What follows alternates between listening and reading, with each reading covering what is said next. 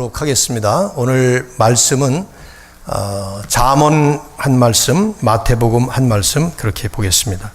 잠언 16장 9절, 구약성경의 928페이지, 그리고 신약성경의 9페이지, 마태복음 6장 33, 34절 두 말씀 보도록 하겠습니다. 말씀을 경외하는 자세로 우리 자리에서 일어나셔서 먼저 잠언 16장 9절 말씀 함께 보도록 하겠습니다. 928페이지에 있습니다. 잠언 16장 9절, 자 함께 읽습니다. 시작. 사람이 마음으로 자기의 길을 계획할지라도 그의 걸음을 인도하시는 이는 여호와시니라. 아멘. 마태복음 6장 33절, 34절 두 절입니다. 신약성경의 제일 첫 번째 책 마태복음 6장 33, 34절, 자 함께 읽습니다. 시작. 그런즉 너희는 먼저 그의 나라와 그의 의를 구하라. 그리하면 이 모든 것을 너희에게 더하시리라. 그러므로 내일 일을 위하여 염려하지 말라. 내일 일은 내일이 염려할 것이요 한날의 괴로움은 그날로 족하니라. 아멘. 자리에 앉으시기 바랍니다. 말씀을 위해서 제가 한번 잠시 기도하고 말씀 보겠습니다. 하나님 감사합니다. 오늘도 이렇게 우리에게 귀한 은혜의 자리로 저희들을 모아주시고 예배할 수 있는 우리 피조물의 가장 큰 특권이며 축복을 허락해 주신 것을 감사합니다. 예배의 순서를 따라서 우리가 마음을 열고 하나님께서 주시는 은혜를 나누고 있는데 이 시간 하나님의 말씀을 또 받는 시간입니다. 주의 성령께서 기록하신 귀한 말씀을 통해서 우리에게 하나님의 진리를 깨우쳐 주실 때에 그 말씀을 깨달을 수 있는 우리의 영안 또 귀를 여시고 마음을 열어주시고 특별히 말씀을 통해서 우리의 삶에 하나님을 더 닮아가며 하나님의 말씀에 순종하는 삶이 더 아름답게 성숙하게 이루어지도록 이 시간을 축복하여 주옵소서. 성령의 특별하신 은혜를 또한 구하오며 예수 그리스도의 이름으로 간절히 기도하옵나이다. 아멘. 2000년 교회의 역사 속에서 아마 가장 중요한 인물을 뽑으라고 하면 그 중에 빼놓을 수 없는 한 분이 저는 신학자 존 캘빈이라고 생각합니다. 프랑스의 신학자로서 16세기의 가장 위대한 종교개혁자라고 불리고 있고 무엇보다도 바울과 어거스틴에 이어서 우리가 믿고 있는 이 기독교의 진리를 가장 성경적으로 바르게 잘 정리한 신학자라고 그렇게 불리고 있습니다. 이미 젊은 나이에 신학자로서 명성이 알려지기 시작하던 1536년 어느 날 칼빈은 스트라스부르크라고 하는 도시로 가기 위해서 이 제네바로 우회하면서 가고 있었습니다. 당시 제네바는 시의회가 개혁 도시로 만들기 위해서 결정한 직후였기 때문에 일종의 그 개혁의 격변을 맞고 있는 그런 때였습니다. 그때 그 운동의 주도자 중에 한 사람이었던 기욤 파렐이라고 하는 목사는 칼빈이 그 도시를 통과한다는 얘기를 듣고 그의 숙소로 찾아가서 간곡하게 부탁을 했습니다. 제네바에 남아서 이 도시 개혁 사역을 좀 운동을 도와주십시오. 그러나 칼빈은 본래 성격이 아주 얌전하고 또 조용한 사람이었다고 합니다. 자기는 학문 연구에 부름을 받았다라고 말을 하면서 정중하게 그 일을 사양했습니다. 저는 그런 일에는 관여하고 싶지 않습니다. 그러나 파렐은 포기하지 않고 계속 설득을 했어요. 근데 계속되는 설득에도 불구하고 듣지를 않자 마지막에 그는 훗날 유명해진 한마디를 그에게 던졌습니다. 만일 당신이 이 제네바에 남아서 이 운동을 도와주지 않으면 하나님은 당신을 반드시 정죄하실 것입니다. 이게 이제 써먹으면 안 되는 그런 건데 이게 이제 통하게 된 것이죠. 칼빈이 훗날 시편 주석을 쓰면서 서문에다가 이렇게 회고를 했습니다. 그때 그 파렐은 단순한 조언이나 경고로서가 아니라 무서운 저주로 나를 제네바에 붙들어두려 했고 나는 그때 마치 하나님이 하늘에서 능력의 손을 내게 얹으시면서 길을 멈추게 하시는 것 같은 느낌을 받았다. 너무 두려워서 더 이상 여행을 계속할 수 없었다. 그 사람의 그 말을 하나님의 일종의 메시지로 받은 것이죠. 하나님의 뜻으로 받아들인 거예요. 그 뜻에 거역하면 내가 결국은 하나님께 심판받겠다 이런 생각을 하게 된 것이죠. 결국 그 일로 인해서 칼빈은 그 후에 28년 남은 생애를 제네바의 개혁에 바쳤습니다. 중간에 잠시 한 4년 정도 이렇게 떠나긴 했지만 죽을 때까지 제네바에서 죽으면서 그 개혁을 위해서 혼신의 힘을 다해서 전력 투구를 했습니다. 거기 있는 동안에 기독교의 그 영원한 고전이라고 얘기할 수 있는 기독교 강요라는 책도 출간을 하고 수천 회에 달하는 설교를 하고 성경 거의 전체의 주석을 바로 거기서 그동안 집필을 했죠. 그가 사역했던 그 제네바 교회는 여러분이 이제 유럽의 성지순례를 가면 그런 곳을 들려볼 수가 있는데 유럽의 다른 개혁 지도자들에게 일종의 모델 같은 그런 교회가 됐습니다. 유럽 전역에 영향을 주고 교회사에 두고두고 지대한 공로를 세우는 그런 결과를 만들어낸 것이죠. 한순간의 선택, 단 한 번의 결정으로 인해서 인생의 진로가 그렇게 결론되어진 것입니다.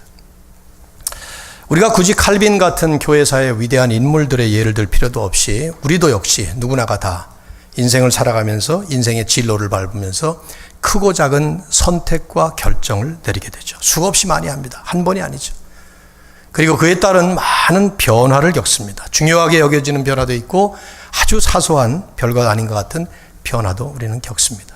그리고 나면 우리는 나중에 일종의 두 가지 중에 한 가지 결론에 이르게 되죠. 하나는 후회스러운 결론이에요. 그때 내가 그렇게 결정하지 말았어야 되는데, 반대로 그때 그렇게 결정했었어야만 하는데 하는 후회. 또 정반대로 또 하나의 결론은 그때 내가 그 결정을 했기 때문에 또 결정을 안 했기 때문에 지금 이렇게 잘 된 것이다. 이런 만족스러운 결론을 맺는 것이죠. 우리는 저나 여러분이나 아마 이 둘 사이에서 이 후회와 또 만족이라고 하는 이 양극단 사이에서 혹은 이 둘이 혼합된 어떤 그림으로 우리 나름대로 경험을 하면서 지금도 살아가고 있을 겁니다. 이런 문제를 신앙인의 입장에서 볼 때, 이 진로 결정의 문제 같은 이런 문제를 신앙인의 입장에서 볼 때 아주 중요한 신학적인 과제가 하나 있습니다. 그게 뭐냐면 하나님의 뜻이라는 과제죠. 왜냐하면 우리 모든 인생의 진로는 내가 선택하고 내가 결정해서 되어지는 것 같지만은 사실은 신앙인인 우리가 볼 때 하나님의 뜻과 관계되는 하나님의 인도하심입니다. 우리가 방금 읽었던 잠언 16장 9절 말씀을 보면 명백하게 그 말씀을 솔로몬은 얘기하고 있죠. 사람이 마음으로 자기의 길을 계획한다 하더라도 우리가 계획은 다 세울 수 있어요. 그건 우리 자유입니다. 그러나 결국 궁극적으로 그 걸음을 인도하시는 분은 하나님이십니다. 그 하나님이 어떻게 인도하시는가? 하나님의 뜻에 의해서 인도하십니다. 신앙인인 입장에서 우리 모두가 인정하고 있는 것은 하나님이 세상을 다스리실 때 그 가운데 특별히 우리 인생을 인도하시면서 하나님은 전적으로 하나님 당신의 뜻에 의해서 우리를 인도하시고 세상을 다스리시는 것입니다. 하나님 누구와 상의하실 필요가 없어요. 어떤 사람의 뜻과도 상관없이 하나님 당신만의 자기 자신만의 독자적인 뜻에 의해서 하나님은 결정을 하시고 그리고 그것에 의해서 세상을 이끌어 가십니다.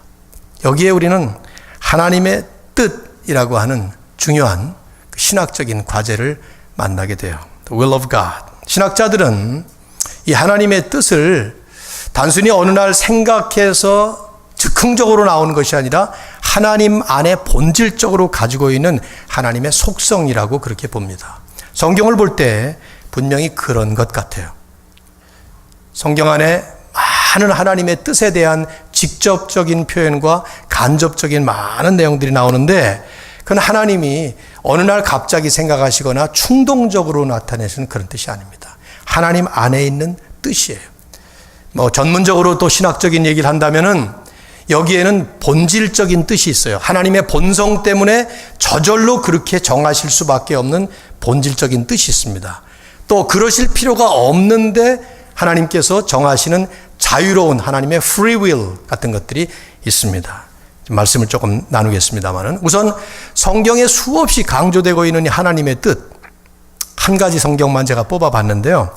전체를 좀 망라하는 다니엘 4장 35절에서 이런 말씀을 해요. 하나님은 제가 생략을 했습니다마는 땅의 모든 사람들을 없는 것 같이 여기시며 마치 이 세상에 있는 사람들이 마치 없는 것처럼 여기실 만큼 당신의 주권적인 독자적 뜻을 가지고 모든 것을 행하신다는 겁니다. 그래서 하늘의 군대에게 쓰든지 땅의 사람에게든지 그는 자기 뜻대로 행하시느니라. 하늘과 땅의 천군 천사들이나 세상의 모든 피조물들을 마치 없는 것처럼 여기시면서 당신의 주권적인 홀로 독존적인 그런 결정을 당신의 뜻에 의해서 하신다 이 말이죠. 성경은 분명히 이 세상의 모든 일들이 근본적으로 하나님의 뜻에 의해서 되는 것이라고 말씀을 하고 있습니다. 세상과 관계돼서 우리와 관계되는 차원을 생각한다면 창조 때부터 시작이 되겠죠. 계시록 4장 11절을 보면 세상의 시작을 하나님의 뜻에 의해서 하셨습니다. 주께서 만물을 지으신지라 만물이 주의 뜻대로 있었고 또 지으심을 받았나이다. 세상 모든 것들이 지어진 것은 하나님의 뜻이었습니다. 그래서 하나님이 하실 필요가 없는데 하나님께서 뜻하셔서 원하셔서 하나님이 세상을 지으신 것이죠. 세상 지으신 것뿐만 아니라 지금도 하나님은 그렇게 다스리고 계십니다. 짤막한 말씀이지만 에베소서 1장 11절을 보면 모든 일을 그의 뜻의 결정대로 일하시는 이의 계획을 따라 하신다. 여기 표현 가운데 하나님의 뜻의 결정대로 일하신다 말씀을 하고 있어요. 일하신다 하는 표현이 현재 분사라는 특별한 문법적인 용법을 썼습니다. 이건 지속적인 행동을 표현할 때 쓰는 말이죠. 영어 같은 데 ing 같은 그런 거란 말이죠.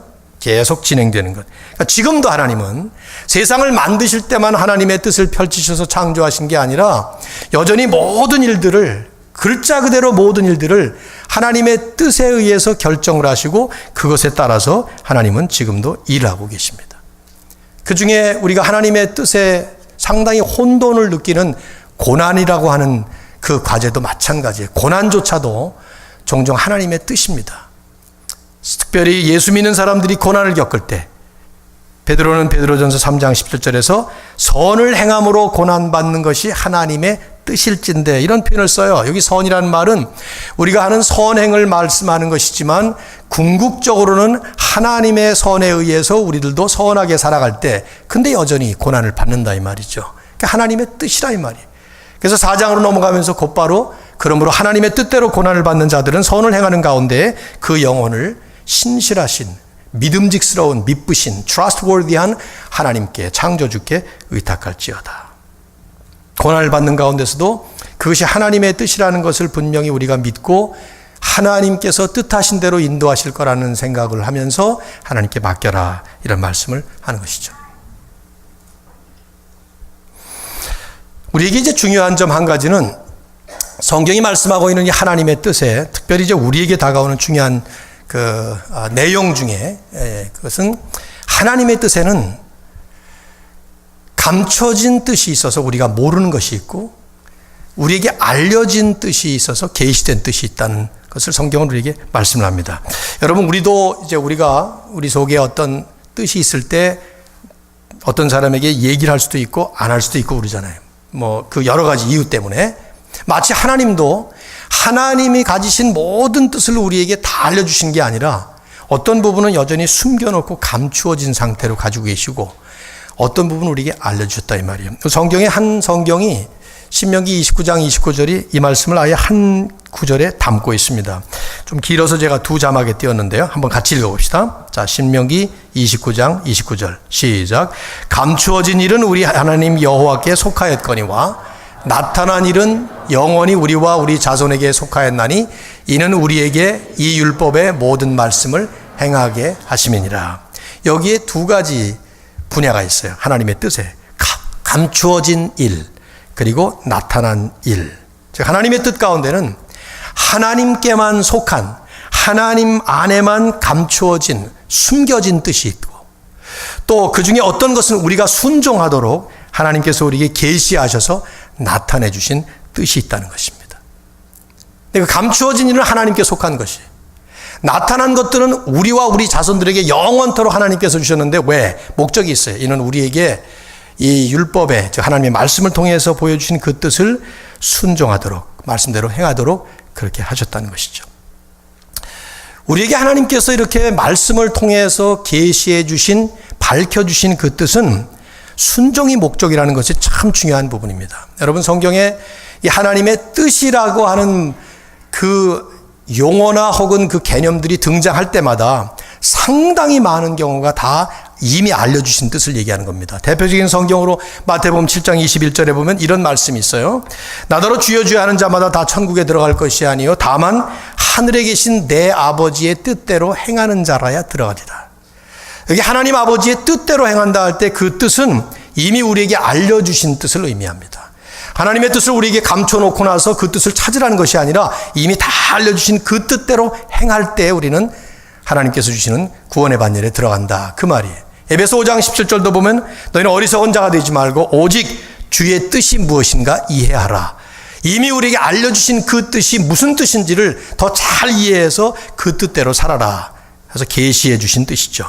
그런데 이제 우리에게 상당히 부담을 주는 분야는 우리가 모르는 하나님의 뜻이에요.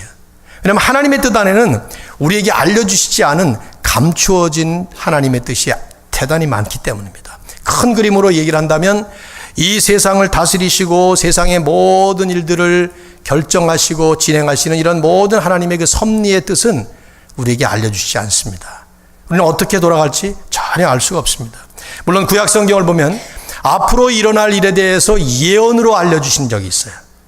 아직 일어나지 않았지만 그것은 영락없이 예수 그리스도가 오신다는 그 예수 그리스도의 그 구속사와 관련될 때 그렇게 알려주셨어요. 근데 그 외의 모든 것들은 우리에게 미래에 대한 것들을 알려주시지 않습니다. 하나님이 어떻게 세상을 인도하시는지도 알려주지 않습니다. 미래뿐만 아니라 그렇기 때문에 지금 현재 우리의 삶에서 돌아가고 있는 것 중에서도 우리는 알 수 없는 것들이 대단히 많습니다. 예를 들면 고난 같은 것들이 그런 것들이죠. 여러분이 특별히 잘못하지 않았는데 잘못해서 벌을 받는 게 아님에도 불구하고 고난이 일어나는 것을 수도 없이 체험하잖아요. 예를 들면 자연재해 현장 같은 데 보십시오. 지진이 일어나고 화산이 폭발하고 그래서 수만 수천 명들이 목숨을 잃어갈 때 그 사람들이 잘못해서 거기에 대한 심판으로 징계하시는 것 아닙니다. 그럴 수도 있지만 그 가운데는 우리가 전혀 알 수 없는 그 고난의 원인을 알 수 없는 감추어준 뜻이 분명히 하나님의 뜻 안에 있는 거예요. 그래서 우리는 그 과정을 걸어갈 때에 그 뜻을 모르기 때문에 답답할 수 있어요. 그러나 나중에 하나님께서 그 뜻을 밝혀주실 때 보면은 아 그런 뜻이 있었구나 하고 그때 가서 깨닫는 것이죠. 대표적인 예가 요셉의 예 아닙니까? 요셉은 17살 때 꿈을 꾸었어요. 하나님께서 그 꿈 속에 아주 멋진 그림을 그려주셨습니다. 많은 사람들이 자기에게 가서 절을 하는 거예요. 심지어 아버지 어머니까지 형제들까지 다 절을 하는 거예요. 이게 도대체 무슨 꿈인지 알 수가 없었어요. 근데 그 꿈을 꾸자마자 요셉은 고난의 길을 가게 됩니다. 형들에게 미움받아요. 죽을 뻔하다가 겨우 살아납니다. 애굽으로 가서 노예로 팔려갑니다. 그렇게 해서 많은 세월이 흘러간 다음에 나중에 보니까 하나님은 요셉을 먼저 애굽으로 보내셔서 총리로 만드시고 훗날 일어나게 될 그 기근 속에서 요셉의 가족들을 구원하기 위해서 먼저 요셉을 보냈던 것이죠. 그래서 요셉은 나중에 형들에게 그런 말을 해요. 창세기 50장 20절에 당신들은 나를 해치려 했지만 하나님은 그것을 선으로 바꾸사 오늘날 많은 백성의 그 생명을 구원하게 하시려 하셨나이다. 이게 하나님의 뜻이었다 이 말이에요. 그러나 그것이 감추어졌던 것이죠. 이런 감추어진 하나님의 뜻 가운데 하나가 누가 구원받을지 모르는 거예요. 구원받지 못할지. 하나님께서 그렇게 하신 것이죠. 어떤 사람은 구원을 받고 어떤 사람은 받지 못하는가 하는 것이 하나님의 감추어진 비밀 속에 있는 거예요. 예수님이 직접 하셨던 말씀 가운데 마태복음 11장 25절을 보면 이런 말씀하셨어요. 천지의 주제이신 아버지여 이것을 지혜롭고 슬기 있는 자들에게는 숨기시고 어린 아이들에게는 나타내심을 감사하나이다. 이렇게 된 것이 아버지의 뜻이니이다. 여기 하나님의 뜻 가운데 하나가 뭐냐? 어떤 사람에게는 복음의 진리를 전해서 받게 하시고 믿게 하셔서 구원받게 하시고 어떤 사람에게는 그 진리를 감추셔서 숨기셔서 그 진리를 모르게 이게 하나님의 뜻이라 이 말이에요. 이런 부분에 대해서는 우리가 아무리 알려고 노력을 해도 알 수가 없는 것입니다. 또 알아서도 안 될 부분이라고 생각해요.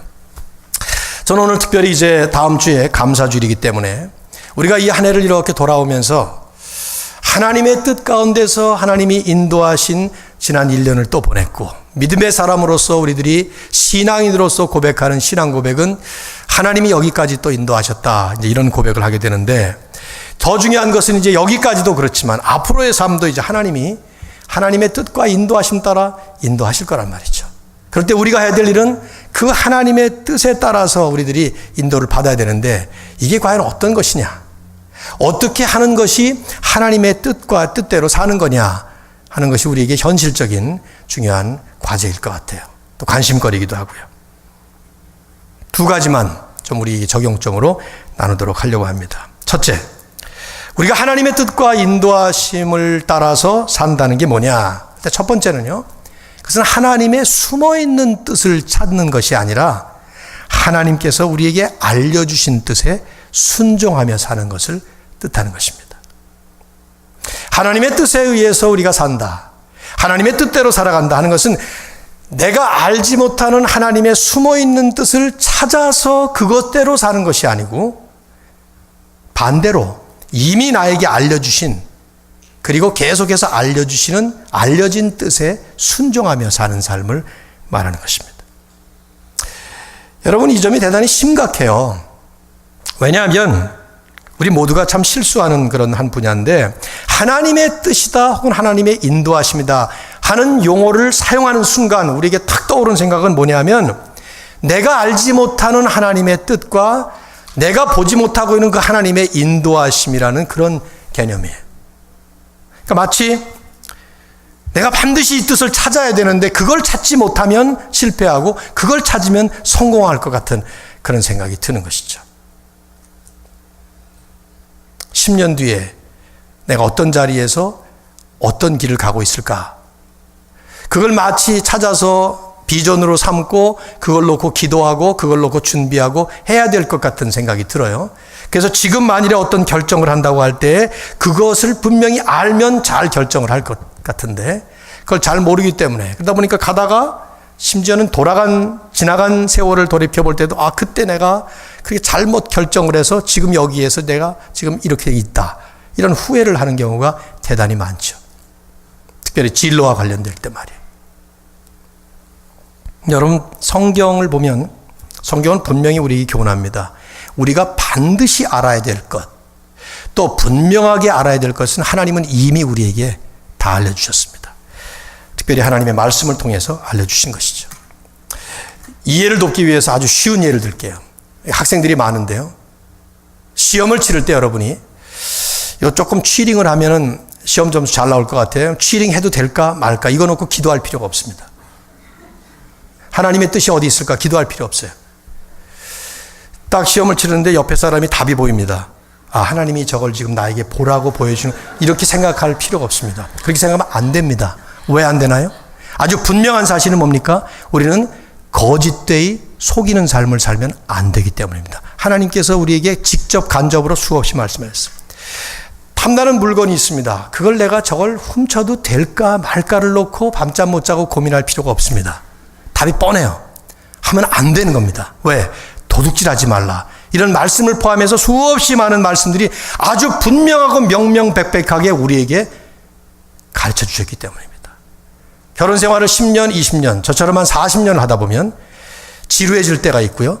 그러다 보면 무료해서 이제는 이 여자하고 그만 살고 혹은 이 남자하고 그만 살고, 보니까 옆집에 아주 나의 마음에 드는 사람이 이사를 왔는데 하나님이 보내주신 사람인지 혹시 모른다 해서 고민하며 기도하면서 있을 필요가 없단 말이에요. 그러면 안 되기 때문에. 왜냐하면 그러면 하나님께 죄가 된다 이 말이에요. 너무 쉬운 예죠. 근데 이런 도덕적이고 윤리적이고 신앙적인 분야에서 하나님은 분명히 우리가 반드시 알아야 될 하나님의 뜻을 말씀 속에 아주 명확하게 필요한 만큼, 충분할 만큼 필요 충분 조건을 다 갖추는 말씀으로 우리에게 주셨습니다. 이미 알려주셨어요. 이미 계시해 주셨어요. 이 알려주신 뜻에 내가 순종하는 것이 하나님의 뜻에 합당하게 사는 삶이지, 알려주시지 않은 분야를 내가 알려고 하는 것이 하나님께서 원하시는 것은 분명히 아니에요. 이 부분이 이제 도덕적이고 윤리적인 부분뿐만 아니라 사실은 일반적 차원에서 얘기를 한다면 모든 분야에서 하나님은 우리가 반드시 알아야 될 하나님의 뜻을 알려주셨다고 믿어야 돼요. 모든 분야에서.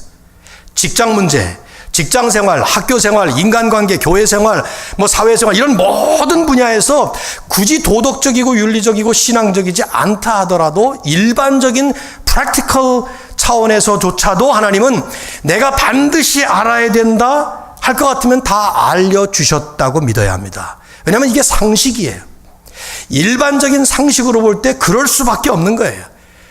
하나님은 내가 알아야 되는데도 불구하고 그거를 하나님께서 알려주시지 않고 숨겨놓으신 상태에서 날 보고 그것을 찾으라는 식으로 숨바꼭질을 하시는 분이 될 수 없다 이 말이죠. 예를 들어 볼까요? 우리가 이제 부모로서 여러분 생각해 보세요. 이제 아직 부모가 아닌 분들은 이제 여러분의 부모이신 분들은 여러분의 자녀들을 키울 때 어떻게 키웁니까? 자녀들이 부모가 볼 때 자녀들이 반드시 이런 알았으면 좋겠다. 이건 알아야만 한다 할 것 같으면은 알려줘야 합니다. 알려주지 않고 말을 안 해요. 근데 아들이 보니까 아버지가 뭘 원하는 것 같은데 말씀을 안 해서 무슨 뜻인지 모르겠어요. 그러면 이제 해보고 난 다음에 아버지 맞아요? 그러면 아니 틀렸다. 또 그 다음에 또 해보고 맞아요? 그럼 또 틀렸다. 그렇게 아이들은 계속 고민하는 거죠. 아버지의 뜻이 무엇일까 고민해. 이러면 저는 나쁜 아버지든지 못난 아버지든지 둘 중에 하나예요. 제가 옳은 아버지이고 바른 아버지라면 반드시 내가 원하는 것을 그 아이에게 알려주어야 돼요. 그리고 나서 하면 칭찬하고 못하면 책망하고 그래야 되는 것이죠. 하나님도 마찬가지. 하나님께서 우리가 반드시 알아야 될 것이 있는데도 불구하고 알려주시지 않아. 그러면 우리가 그걸 무슨 수로 압니까? 그걸 아느라고 고통스럽게 우리가 진동을, 이건 말이 안 돼요. 상식적으로 하나님은 우리가 알아야 될 모든 것들을 다 알려주셨어요. 그리고 말씀을 계속 묵상하고 계속 기도 생활을 통해서 더 깊이 있게 심지어 실용적인 프랙티컬 차원에서까지 우리에게 계속 알려주신 것이죠. 여러분이 성경을 보시면 성경에 위대한 우리의 모범적인 신앙인들이 참 많이 나오는데 이분들은 공통점이 있어요. 이분들이 보여준 것은 한결같이 하나님의 숨은 뜻을 찾느라고 고민하신 분들이 아닙니다. 하나님의 뜻을 몰라서 그걸 찾느라고 막 그들의 삶을 그들이 허비한 사람들이 아니에요. 이미 하나님께서 알려주신 분명한 뜻대로 어떻게 살아야 될 것인가 그걸 순종하는 문제로 고민한 사람들이지 뜻을 캐느라고 고민한 사람들이 결코 아니에요. 대표적인 예가 욥입니다. 욥은 자신의 삶에 일어나는 그 상황에 대한 하나님의 뜻을 알 수가 없었어요. 그리고 끝까지 모릅니다. 하나님은 끝까지 알려주시지 않아요. 그건 몰라도 되기 때문에 안 알려주시는 거예요. 하나님께서 욥에게 원하신 것은 욥이라는 사람이 왜 고통을 받아야 하는가에 대한 하나님의 뜻을 찾는 것이 아니라 이미 그가 알고 있는 분명한 하나님의 뜻을 가지고 그 상황 속에서도 어떻게 하나님을 신뢰하고 어떻게 하나님께 순종하며 사는 것인가 하는 것을 하나님은 원하셨던 것이죠. 욥은 결국 그렇게 끝까지 잘 갑니다. 왜 고난을 받아야 되는지 하나님의 뜻은 몰랐으면서도 그는 철저하게 그 하나님께 순종하고 하나님만을 신뢰하고 가죠. 이와 관련해서 이제 두 번째가 더 현실적인 과제가 될 거라고 생각해요. 하나님의 뜻과 인도하심을 따라 산다고 하는 것은 그렇기 때문에 미래를 바라보면서도 지금 현재에 집중하며 사는 삶을 뜻하는 것입니다. 여기 밸런스가 있어요. 균형이 있습니다. 다시 말씀드리면 하나님의 감춰진 뜻에 의해서 진행되어질 미래를 내가 영적인 눈으로 바라보면서도 실제로 내가 최선을 다하는 나의 손과 발은 바로 분명히 하나님의 밝혀진 뜻에 의해서 펼쳐져 있는 지금 현재의 삶에 최선을 다하는 것이죠. 여기에 밸런스가 필요해요. 자주 드는 예입니다만 그 운전의 예를 들으면 아주 우리는 쉽게 이해를 할 수 있어요. 필라델피아에서 이제 뉴욕까지 우리가 자동차를 타고 간다고 합시다. 그럼 뉴욕은 안 보입니다. 그렇죠? 아니면 맑은 날이면 보일 수도 있겠으니까 뉴욕보다도 플로리다라고 합시다. 플로리다. 한 열대 시간 운전해. 플로리다는 안 보여요. 아무리 천리안을 가졌다 하더라도 그건 안 보이죠. 자, 우리가 플로리다를 간다고 할 때 가는 목적지는 플로리다예요. 플로리다라고 하는 직접 내 눈에 보이지 않는 그 목적지를 마치 보는 것처럼 바라보면서 가지만 실제로 내가 집중해야 되는 것은 어디입니까? 지금 내 눈에 보이는 이 구간 동안에 운전에 실수하지 않고 사고 내지 아니하고 안전하게 즐겁게 운전하는 거죠. 그럼 가는 동안에 혹은 거기 도착할 때까지 그 다음이 또 보입니다. 그럼 또 그거 보이는 거예요. 보이는 것에 집중하면서 가는 거예요. 야간 운전에 비유하면 훨씬 더 이해가 더 쉽죠. 캄캄해서 안 보여요. 여기서 플로리다까지 절대로 안 보입니다. 그러나 헤드라이트가 비치는 1000야드를 가는 동안에 점점 더 비춰지게 되고 가면 거기서 더 앞으로 또 비춰지고 그 보이는 것에 최선을 다해서 집중하고 가는 것이죠.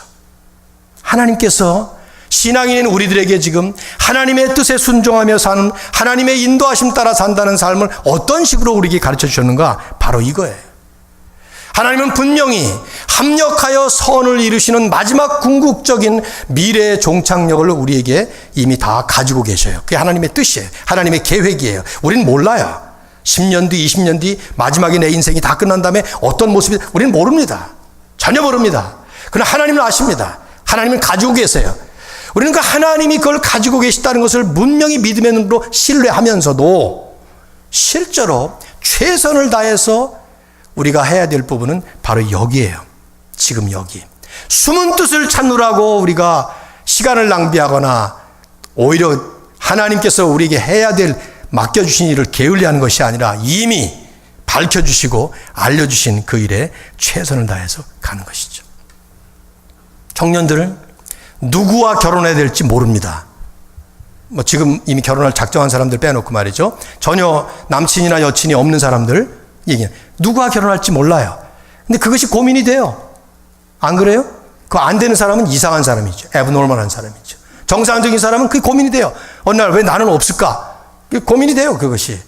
직장 고민이 됩니다. 지금 이렇게 이 전공을 택해서 바로 가면 제대로 갈까? 고민이 돼. 그 앞날을 바라볼 때마다 우리는 고민스러워져요.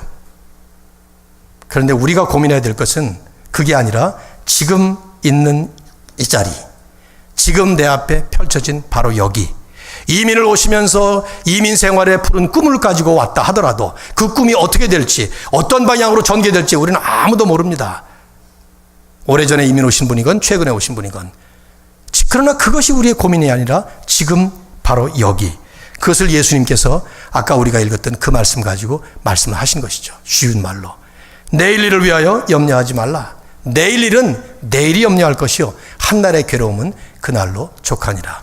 내일이라고 하는 그 시간의 이 한 정점을 의인화를 했어요. 마치 사람처럼. 내일 일은 내일 보고 염려하라고 놔둬라. 이렇게 했어요. 아주 상당히 감각적인 그런 표현이죠. 내일이 마치 사람처럼 내일 보고 염려하라고. 그건 무슨 말입니까? 그냥 내버려 둬라 그 말이에요. 쉽게 말하면, 아주 편안하게 말하면 그 뜻이에요. 내일 그냥 신경 쓰지 마라. 그 뜻입니다. 우리가 해야 될 일은 바로 오늘이다. 그 얘기를 하는. 이 말의 뜻은 미래를 바라보지 마라. 그 뜻이 아닙니다. 비전 같은 거 갖지 마라. 내일은 생각도 마라. 그런 뜻이 아니에요. 그것을 그것대로 바라보지만 정말 내가 집중해야 될 것이 뭐냐? 그것은 바로 내 삶에 펼쳐지고 있는, 분명하게 나에게 보여주신 바로 여기다 이 말이죠. 왜 주님이 이런 말씀을 하시고 왜 성경이 이렇게 하고 있는가? 앞날은 하나님께 달려 있습니다. 우리의 미래는 전적으로 하나님 손에 들어있는 하나님의 주권적인 섭리의 영역입니다. 근데 이것을 알고 싶어 하는 것이 우리의 죄성이에요. 우린 그걸 알고 싶어요. 하나님을 믿기보다 하나님만 가지고 계신 그 주권적인 영역에 내가 들어가고 싶은 거예요. 사실은 아담의 원죄 속에 이게 다 들어있어요. 아담이 넘보지 말아야 될, 아담이 범하지 말아야 될 그 영역을 범한 것이 결국은 이 범위까지도 전부 포함하고 있다. 우리는 미래를 알아서 미래를 내 힘으로 통제하고 싶은 욕망이 있는 거예요. That is a sinful nature. 그게 sinful desire란 말이죠. 그러니까 이단들이 수없이 미래를 얘기하잖아요. 뭐 미래에 뭐 언제 어디서 뭐 어쩌고저쩌고, 그 전부 이단들이 하는 아주 전형적인 수법이 뭐냐면 미래를 향한 우리의 이 죄성을 자극해서 호기심을 불러일으켜서 거기에 적당한 답을 주려고 하는데 그건 다 이단들입니다. 미래는 우리의 손에 달려있지 않습니다. 미래는 오직 하나님께 달려. 우리는 미래를 모르지만 미래를 아실 뿐만 아니라 미래를 작정하시고 다스려 가시는 바로 그 하나님을 믿는 것이죠. 그 하나님을 믿는 그 믿음을 가지고 하나님이 이미 알려주신, 지금 이미 우리에게 펼쳐주신 그 하나님의 뜻에 최선을 다해서 순종하는 것이죠. 그게 에베소 5장 15절 이하의 사도 바울이 에베소 교회 교인들을 향해서 말씀하고 성령에 충만하라 막 이런 말씀을 하시고 난 다음에 하신 말씀이에요. 그런즉 너희가 어떻게 행할 것을 자세히 주의하여 be careful, be very careful how you live 이러면서 지혜 없는 자같이 하지 말고 지혜 있는 자같이 하여 그 다음에 이 말씀에 세월을 아끼라. 세월을 아끼라. 때가 악하니라. 어리석은 자가 되지 말고 오직 주의 뜻이 무엇인가 이해하라. 여기 주의 뜻은 모르는 뜻이 아니라 밝혀진 뜻이에요. 세월을 아끼라. 이걸 NIV 영어 성경 같은 데는 풀이를 했어요. Make the most of every opportunity. 모든 기회를 최대한으로 그것을 우리의 모든 시간, 우리의 모든 힘 이걸 전부 최대한을 다해서 지금 이 순간 우리는 주의 뜻에 순종하면서 살아가는 것이죠. 현재 최선을 다하지 않으면서 미래에 소망을 가지고 있다고 하면 그 미래의 소망은 비전이 아니라 망상에 불과합니다. 이 아이 얘기를 내가 참 몇 번 한 것 같은데 우리 교회에서 한두 번 한 것 같아요. 이미 한국에서 그 교회 개척을 했을 때 처음 교회를 시작하면서 참 한 사람이라도 소중한 그런 때인데 저희 큰딸이 고등학교 2학년이었습니다. 그 큰딸 혼자 중고등부에 앉아 있었던 몇 주가 있었는데 그때 이 안양고등학교라고 하는 좋은 고등학교 2학년짜리가 왔어요.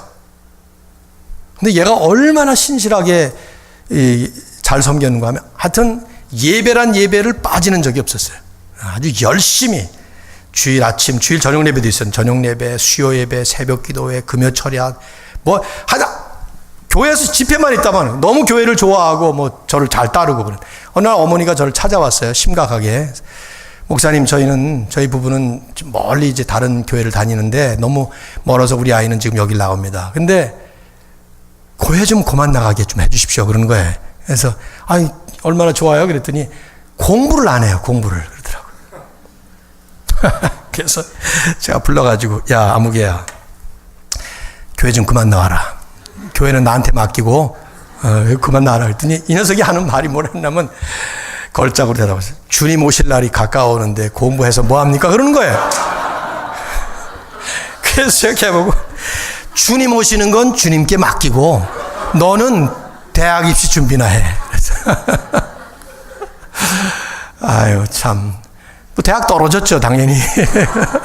재수하고 아마 내 생각에 삼수까지 했나 그런 것 같은데 잊혀지지가 않아요. 네가 해야 될 일은 지금 공부하는 거라고. 지금 공부하는 거. 주일날 아침만 딱 나오고 그 다음 나머지 공부하라고. 새벽에도 나오지 말고 그랬는데 말을 안 듣고 열심히 하여튼 했는데 결국 이제 삼수까지 해서 들어갔는데 주님 오시는 거 걱정하는 거 참 신실하고 경건한 고민입니다. 좋습니다. 그렇게 우리가 바라보면서 가야 합니다. 준비해야 합니다. 나 그건 주님께 맡기시고 우리는 지금 이는 이 자리에 내가 지금 오늘이라고 하는 자리에서 최선을 다해서 갈 때에만 내일이 오는 것이지 오늘이 없이는 내일은 오지 않는 거예요. 어떤 제과점에 빵이 붙었어요. 내일 오시면 빵 공짜로 드립니다. 그 다음날 사람들이 쫙 문전성시를 이루면서 다 섰습니다. 주인이 안 주는 거예요. 당신 왜 사기치냐 그랬더니 잘 읽어보라고. 내일 오시면 빵 공짜로 드립니다. 이해가 잘 안 되시는 분들 꽤 계신 것 같아요 지금. 오늘은 오늘 아니냐 이 말이지. 내일 오라 이거지. 내일. 그 다음날 가면 또 내일이잖아 그날이. 그러니까 아직도 안 되세요 잘 이해가? 내일은 오늘 없이는 없는 이 내일이에요. 오늘을 최선을 다해 살 때 우리는 내일에 도착하는 것이죠. 근데 그 내일은 하나님의 영역이에요. 하나님은 오늘이라는 날을 우리에게 주신 것이죠. 이 날이 비록 지루하게 보여요. 너무 초라하게 보입니다. 내일은 생각만 해도 가슴을 뛰게 합니다. 환상입니다. 하나님은 오늘이라는 이 날을 성실하게 진실하게 최선을 다해서 징검다리 걸어가듯이 걸어갈 때 내일이라는 곳에 도착하도록 만드시는 것이죠. 우리가 할 일은 매일 반복되는 오늘의 일이에요. 그라운드 헉데이라는 영화를 보셨나요? 제가 오래전에 한번 여러분에게 이 영화 얘기를 한 적이 있는데 사랑 얘기를 소재로 만든 코미디입니다. 별로 그렇게 영화의 작품성이 있는 건 아닌데 주제가 저는 괜찮다는 생각을 했어요. 오래전에 그 영화를 보고. 코미디 영화인데요. 피츠버그의 일기예보 담당자인 필 카너스라고 하는 사람이 펑스톤이라고 하는 실제로 있는 도시인데 이 펜실베이니아의 한 도시에 2월 2일이면 항상 열리는 그라운드 호크 데이 그 경축일에 참여하기 위해서 갑니다. 뭐 사람들이 만든 거죠. 재미있게 하자고 말이죠. 2월 1일 날 가면 그날을 그라운드 호크 데이라 그래가지고 이 두더지가 나와서 뭐라고 이제 말을 해준다는 거예요. 그럼 봄이 왔다. 그럼 이제 봄이 온 거고, 아직 안 왔다. 그럼 아직 안 온 거고. 뭐 그렇게 이제 한다는 건, 거기 갔는데 이 사람은 너무 인생이 지겹고 사는데 재미도 없고 그냥 염세적으로 살아가던 그런 사람이었어요. 4년째 거기를 가면서 너무 지겨워서 가서 적당히 일을 끝내고는 빨리 집으로 돌아가려고 하는데 저녁에 폭설이 내립니다. 그래서 가지를 못하고 호텔에서 자고 그 다음날 가야 되는데 하룻밤을 자고 그 다음날 아침에 딱 눈을 뜨는데 깨보니까 어제 그날이 다시 돌아온 거예요. 또 그라운드 호크데이야. 2월 3일이 돼야 되는데 2월 2일이야. 가보니까 모든 사람들은 어제 그 일을 계속 반복하는 거예요. 자기만 아는 거예요. 그것을. 말이 안 되잖아요. 그래서 혼돈스러운 가운데 그 다음날 돌아가서 자고 나면 되겠지. 또 일어나니까 또 2월 2일이야. 또 그라운드 호크데이야. 계속 반복되는 거예요. 자기만 그렇게 하고 다른 사람은 다 그냥 그날 새로운 날처럼 그 사는 거예요. 그러니까 이 사람은 계속 어제의 일을 다 기억하면서 매일 똑같은 날을 반복하는 거죠. 너무 매일 되니까 그럼 내 맘대로 살아야 되겠다.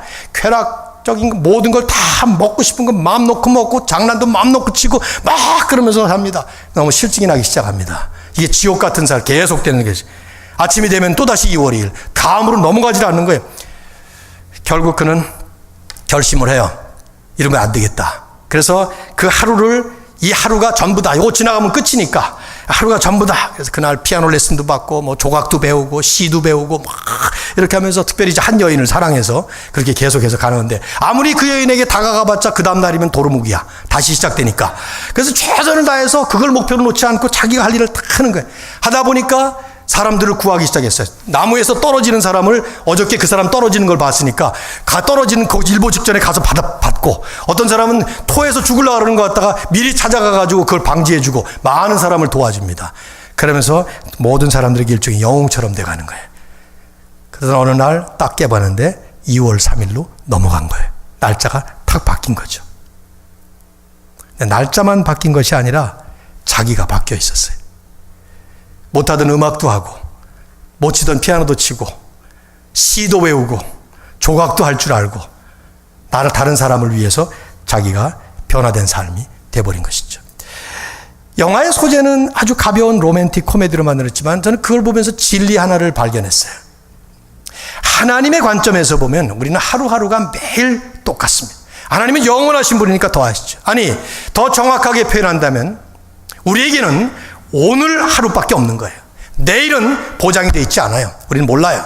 근데 오늘은 우리에게 보장이 되어 있어요. 지금 이 순간 보장이 되어 있어요. 지금 이 순간 이 자리에서 어떻게 사느냐가 결국 나라고 하는 사람이 삶이 빚어지는 아주 절대절명의 귀중한 소중한 결정적인 순간인 것이죠.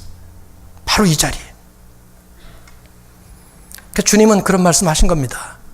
아까 마태복음 6장 33절에 말씀하기 전에 너희는 무엇을 먹을까 마실까 입을까 염려하지 말라. 마태복음 6장 25절부터 그 말씀을 쭉 하셔요. 하늘의 새를 보라, 공중의 새를 보라, 들의 백합화를 보라. 하나님이 계신데 왜 걱정하느냐. 그러면서 하신 말씀이 내일 일 염려하지 말라 하셨는데 그 말씀하기 직전에 이 말씀을 하신 거죠. 너희는 먼저 그의 나라와 그의 의를 구하라. 그러면 이 모든 것을 너에게 더하시리라. 내일 일을 염려하면서 무엇을 먹을까 마실까 입을까 투박한 표현이지만 고상하게 우리는 여러 가지로 표현하면서 내일 일을 염려하고 살지만 그것은 하나님에게 속한 하나님의 영역인데 우리가 자꾸만 알고 싶어하는 것일 뿐이고 우리가 해야 될 일은 지금 이 자리 오늘 이 자리 예수 그리스도를 통해서 우리를 구원하셨고 그리스도를 통해서 모든 것을 다 이루어 주셨고 그 그리스도의 구속의 은혜가 우리에게 임해 있는 것을 분명히 믿고 알고 살아가는 바로 오늘 이 자리 그 자리에서 우리는 오직 그분의 나라 그분의 의로운 삶 그것을 추구하며 그것에 집중하면서 그렇게 살아갈 때 하나님은 하나님의 영광을 나타내시고 우리에게는 한없는 축복의 삶을 선물로 주시는 것입니다. 학생입니까? 학생으로서 사업을 하시나요? 사업가로서 대단한 사업이 아니더라도 직장에 다니십니까? 주일만 지나면 월요일이 지겹게 찾아옵니까? 그러나 그날이 지겨운 날이 아니라 바로 그날이, 그러나 오늘 내가 있는 이 자리, 오늘 교회에서 여러분이 직분자로서 주신 은사대로 주신 소명대로 가시고 있지 않습니까? 바로 이 자리에 최선을 다해서. 그럴 때 하나님은 하나님이 원하시는 대로, 하나님을 사랑하는 자, 곧 그의 뜻대로 부르심을 입은 자들에게는 모든 것이 합력하여 뭐를 이루어요? 선을 이루시느니라. 이루실 줄로 믿습니다. 주님 앞에 영광 되시기 바랍니다.